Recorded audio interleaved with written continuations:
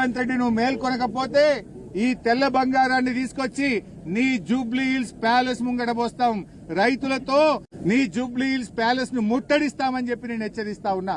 ఇప్పటికైనా మేల్కో, ఢిల్లీ పోయి ప్రధానమంత్రిని కలుస్తావా, బడేబాయిని ఒప్పించి ఈ నిబంధనలు సవరించు, పత్తి కొనే విధంగా చేయాలని చెప్పి మేము డిమాండ్ చేస్తున్నాం. ఇంకా మీరు మేల్కొనకపోతే రైతుల పక్షాన బీఆర్ఎస్ పార్టీ ఉద్యమాన్ని ఉధృతం చేస్తుందని చెప్పి కూడా ఈ సందర్భంగా రేవంత్ రెడ్డి ప్రభుత్వాన్ని హెచ్చరిస్తా ఉన్నాం. 8 మంది బీజేపీ ఎంపీలు గెలిచారు. ఏం చేస్తున్నారు మీరు? 8 మంది బీజేపీ ఎంపీలు కేంద్రం మీద ఒత్తిడి తేవాల్సిన బాధ్యత లేదా? పత్తి రైతులు ఆత్మహత్యలు చేసుకుంటే మీకు కనికరం లేదా అని నేను అడుగుతా ఉన్నా. ఈ రోజు ఈ 8 మంది ఎంపీల పరిస్థితి ఎట్లుందంటే ఆ పంట పొలాల్లో ఉండే దిష్టి బొమ్మలు మీకంటే నయం. కనీసం ఆ దిష్టి బొమ్మలన్నా ఆ కోతులు రాకుండానో, అడవి పందులు రాకుండానో, పక్షులు రాకుండానో అన్న ఆ దిష్టి బొమ్మలు పనిచేస్తాయి. మీరేం లాభం? 8 మంది ఎంపీలు గెలిచి ఒక్కసారి నోరు విప్పరు, పత్తి రైతుల గురించి మాట్లాడరు, కేంద్ర ప్రభుత్వాన్ని ప్రశ్నించరు. ఇక 8 మంది కాంగ్రెస్ ఎంపీలు గెలిచిండ్రు. ఎంతసేపు కేసీఆర్ ను తిట్టుడు, బీఆర్ఎస్ ను తిట్టుడే. మీరు ఎన్నడన్నా పత్తి రై ఎందుకు గొంటలేరు అని పార్లమెంట్ లో 8 మంది కాంగ్రెస్ ఎంపీలు నిలదీశారా, ప్రశ్నించారా? కాంగ్రెస్ ప్రశ్నించదు, బీజేపీ అడగదు.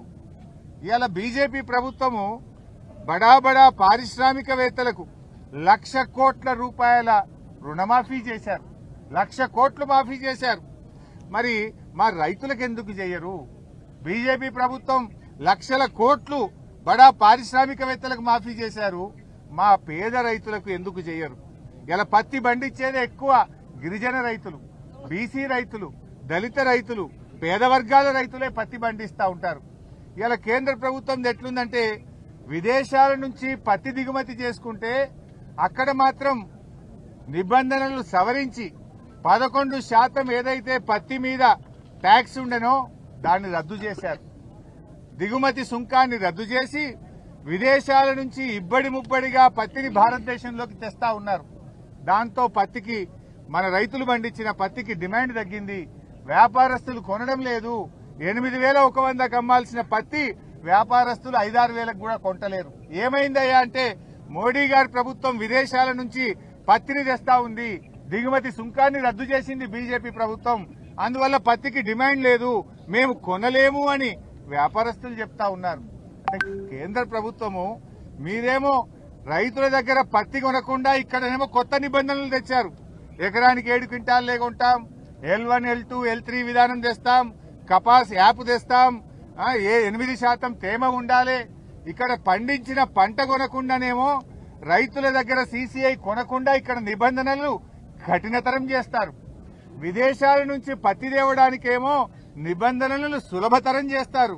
అంటే మీరు ఎవరి పక్షాన పనిచేస్తున్నారు? ఈ నిబంధనలు దళారులకు మేలు చేయడానికా, రైతులకు మేలు చేయడానికా? రైతుకు మేలు చేసేది ఉంటే ఈ నిబంధనలు ఎవడన్నా పెడతాడా? మీరెవరి కోసం పనిచేస్తున్నారు? బడా పారిశ్రామికవేత్తల కోసం పనిచేస్తున్నారు, దళారుల కోసం పనిచేస్తా ఉన్నారు.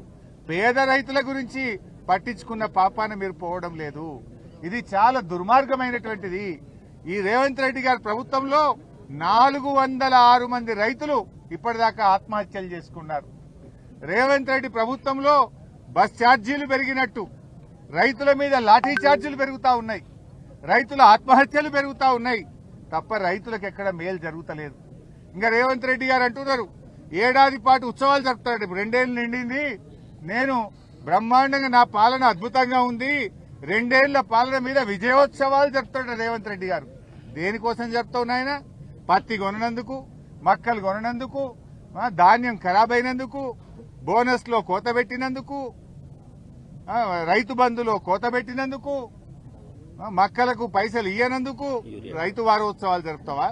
యూరియా బస్తాలు సరఫరా చేయక రైతుల్ని లైన్లలో నిలబెట్టిన, రైతుల కళ్లల్లో కన్నీళ్లు నింపిన గనక విజయోత్సవాలు జరుపుతావా రేవంత్ రెడ్డి గారు?